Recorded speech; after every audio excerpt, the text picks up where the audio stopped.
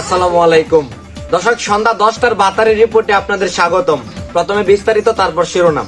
আচ্ছা, এবারে বিএনপি নয়, জামায়াত নয়, আগামীতে দেশ চালাবে প্রিন্স মামুনের মালাইলা। জানা গেল সুদর্শন মহিলার মানবতা এতই বড় যে 30টা পুরুষকে ভালোবেসেও বলেনি তার সেট মেমোরি।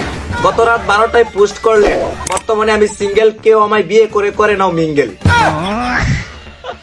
এভাবে বেকার দৌড়ে দৌড়ে নিজের জামাই বানানোর কারণে সামনে প্রধানমন্ত্রী হবে এই সুদর্শন মহিলা, অর্থাৎ আমাদের লাইলা।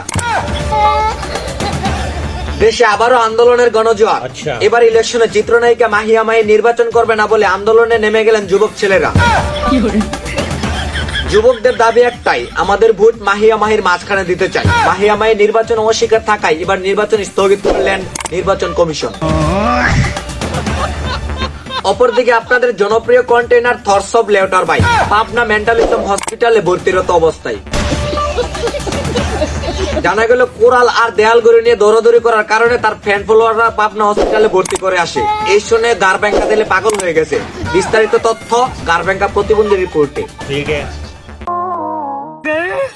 তোর সব বিলাল হয়ে গেছে, পাগল হয়ে গেছে, পাগল হয়ে ভাবনা চলে গেছে।